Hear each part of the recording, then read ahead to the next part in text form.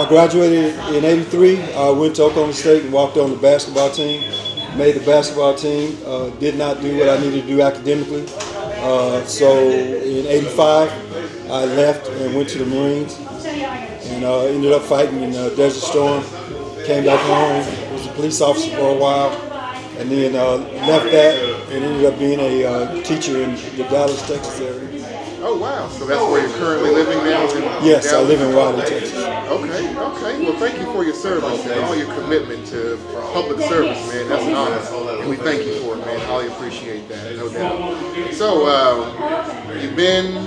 you say you've been in the military, you've been in college. Can you tell me one funny memory from your class in 1983? One more funny memory. We love those funny ones. One of the funniest. Well, one thing I can say about my class, and that other people try to ignore, is that we're probably the most athletic class that has ever come through that school. For the first time in 9 years, we played in the state championship in basketball. For the first time in 7 or 8 years, we went to we were one game away from the state championship in football.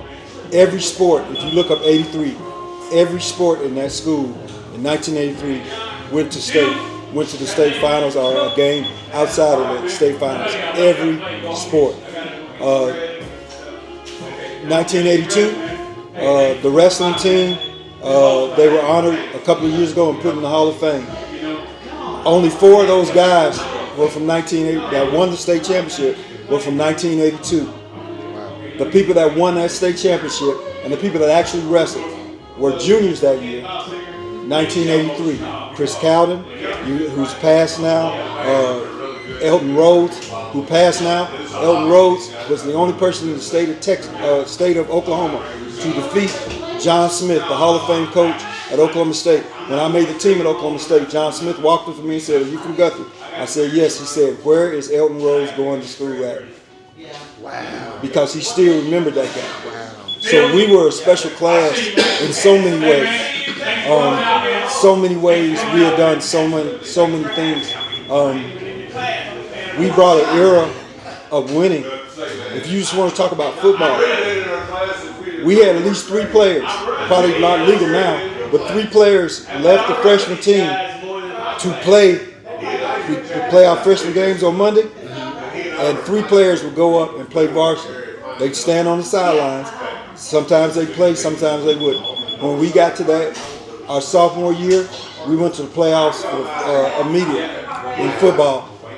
Took over a team that only won 1 game the year before. We're a special group. Any other class before and after us will admit that. I believe that. They'll admit that they were afraid of us when we were before Mitchell Pierce and all that. They talking about we were the first kids to come in that 9th grade center. Wow. That 9th grade center was open for us. We came in there. We went undefeated, which nobody talks about. Our 9th grade year, we never lost a game until we played varsity, until we were sophomores in high school. Wow, that's an honor. So that was I went to school with special people.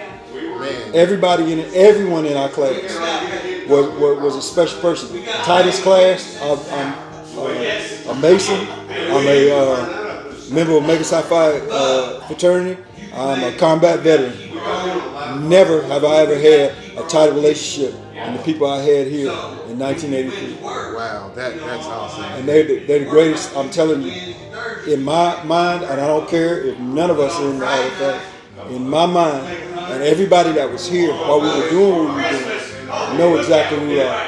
These people are special people. These people here, around here in '83, every one of them are special people. Every one of them I remember. How many people do you know that were 3-sport lettermen that knows everybody in this class? I do. We spoke to everybody. We didn't hate on each other. We didn't treat people mean. If you didn't play sports, we were still nice to you. As a matter of fact, our class was notorious for jumping on and beating bullies that mistreated people. Absolutely. Everybody out there in that class could know that I spoke to everybody. Chris Roper spoke to everybody. John Smith spoke to everybody. We didn't know anything about how to get into college. John, if he would have had his second surgery, would have been at Oklahoma State with me playing football. I believe it. I believe that. Darrell Hughes was an All-American and wasn't even told until he came back from college his freshman year. He was an All-American sprinter. Didn't even know anything about it. That track team that they heralded, we were the base of that track team. My pole vault record was broken, but again, we were the beginning, and we have a lot to be proud of. A lot of my classmates have gone through a whole lot of things. Life hadn't been nice and kind to a lot of my classmates. We came up in an era where crack cocaine, as soon as we graduated, crack cocaine was rampant. As soon as we graduated, Old Boom killed us. But we still fought. We still struggled. Right. We still did what we needed to do. I believe in Marine Corps boot camp, it was nothing to me because of being raised here. Being raised here in Guthrie and the values that people put on us in Guthrie. When we were in high school, there was a place called 2nd Street. They tore it all down there. A place called Casa Amiga. Me and Chris had a good basketball game. Guess we were juniors. Thought we was going to go hang out. Let's go down to 2nd Street. Stop my truck on 2nd Street. Chris's uncle, Ed Lee, walked out of there. What the hell are y'all doing here? Get your ass off the street. You don't need to be down here. You athletes. So all the dope smoking and all the drinking and all that stuff, we missed that. Because we had older people in our community that would not allow us to do that. Ooh, boy, that's a true lesson right there. So it was different. Man. See you later. Take care. All right, y'all have a good one. It's been a pleasure meeting you all. But all this racism, all this stuff that's happening now, nowhere in the world. That girl that I just said hi to, Jane Hennessy, big in the band. Now, in this era, would you have a 3-sport letterman? No people that were in the band. That's how tight we were as a group. That's how tight we were as a group. And our band was awesome. Everything that we did, we won awards. And never looked for a pat, never looked for a trophy. Just went and did it because that's what we were supposed to do. That's awesome, man. That's solid right there. That's real solid, man. That's just who we are. Solid. This place made me. And that's kind of been the going thing as I've sat here today and talked to everybody today so far. They've mentioned that tight-knit bond that you all have. And that's, man, that needs to be radiated amongst the world in today. No doubt, man. I'll never ever, regardless of where I go, I'll never ever be away from this place. It's funny. Chris, we were right beside each other. He was in the Army. We were within 5 miles of each other in Desert Storm when we fought. I didn't even know it. He went to Fort Lee, Virginia. I went to Fort Lee, Virginia. He went to Fort Lee, Virginia for packing bulk fueler. I went to Ram Air School, packing parachutes, pushing stuff out of airplanes. And we were always running into across somebody that we went to school with. It was, it's hard to leave a place like this. Absolutely. With all that love that we had. And if you notice, people leave, but what do? Come right back. Come on back. This ain't no ways to hold your head down and say that you from Guthrie and you don't. That term that they use, the rock. We create that term, gut rock, came from a kid that was 2 years younger than us. We called him Hard Rock. His name is Michael Brown. His mother is a nephew. Mike Brown is the one that made the saying gut rock, which they changed into the rock. Wow, I did not know that. That's where all that comes from. Wow. All that comes from that.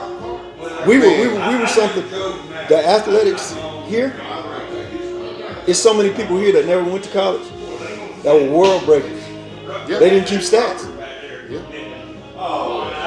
Darrell, All-American, and didn't even know it. Was in college for a year, didn't even know it. At Eastern, and came home on the weekend, and the track coach walked up and said, "Oh, I got something to give you," and they gave him that. Wow. The other dudes that ran with him, some of them cats in the Hall of Fame. Not even close. Not even close. Wow. Woo. Man, and hearing all this, what do you hope for the future of Guthrie? You know, for your hometown, the town that you love, what would you hope to see for it in the near future? Having higher expectations. One of the reasons that 83 was great is because we had people that had a high expectation. What we would think was unrealistic expectations. We had a defense coordinator named Coach Day that he wouldn't allow us to be weak. He gave us the mentality, the mental. There's a lot of people that have come and gone. Luther Bohannon was our basketball coach. So when the head coach was soft talking to us, he got our mind right. Terry Bennett never cussed, never raised his voice, but could pull us over in the corner and talk to us and make us play. Coach Young, who's passed, Willie Young. These are freaking legends, bro. Absolutely, I agree. That walked with us through them halls and told us we needed to be better and made us want to be better. Never let us hold our heads down. Never ever put us in a situation where we thought we were less. We didn't have nothing and didn't know it, and that is why we were great. Wow. Man, you hit the nail on the head there. And the thing that's even more amazing, you know, than that, you talk about, you know, Mr. Young and Mr. Bennett and people like that. You have no idea how pivotal those individuals were, and even my generation. John Haynes, Yeah. was the first black principal I saw in my life. Yeah. Well, no, that's not true. The first black principal I saw in my life was a man named Mr. Swain. Okay, Mr. Swain. And that was in 3rd grade. But there's all kinds of people. Alan Powell, first black businessman I saw because he owned the barber shop in Guthrie. Bright Eye, Mr. Nephew, owned a candy store. A lot of people, man, that these kids don't have no idea about. But these dudes are some real dudes that will pull you to the side.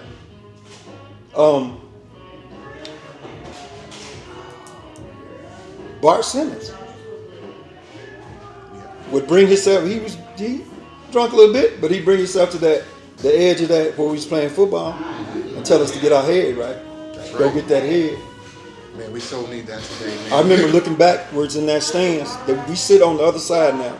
Back when we played, we sat on the side that they have the big concession stand. Okay. That other side wasn't even open. It was only open for the visitors. And up in that far corner, because when you was a kid, every Friday you went to the game. And you watched the first quarter, and then you got they throw you them little balls, and you go over there in the corner and play your own game. And then after football Sunday, pro football, you go up to the temple and play. This is before they had off season and all this weightlifting garbage. But you could remember and look back, and in that corner, you would see all these dudes with these purple Letterman's jacket and gold sleeves. Those are the Fayetteville alumni. Yep. That one state. Yep. So those are the dudes you're playing for.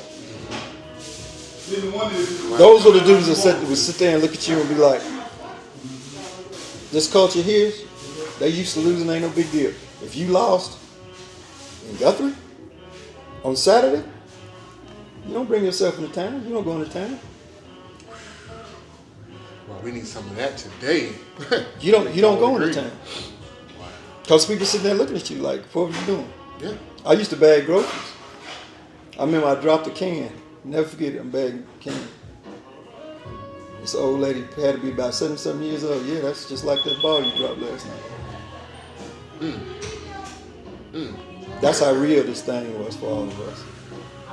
That gets in your head too, boy. But that's how real this thing was for all of us. Absolutely. Guthrie is, if you can make it here, you can make it anywhere. And I'm telling you, there's a lot of history here that a lot of people don't know anything about. And every one of my classmates were great in everything you did. You go get an 83 yearbook. We had played sports for so long, they had to have a extended, because they'd already sent the yearbook in to get published. Every one of us got an extension that you tape in the back. of the rest of our sports, our athletic achievements. Wow. Because they had already sent the book in and we were still playing. Wow. Baseball team, very integrated. State 2 years in a row. So, you know, it's not a joke. Well, that's why we love each other so. Absolutely. Bye. Y'all have a good one. Well, I ain't gonna hold you up anymore, man. I don't want to take too much of your time. I see people leave, and you probably want a chance to kind of congregate before everybody starts to get out of here. But man, thank you so much for sitting down with me, man. We got to do it again. Okay. Definitely, man.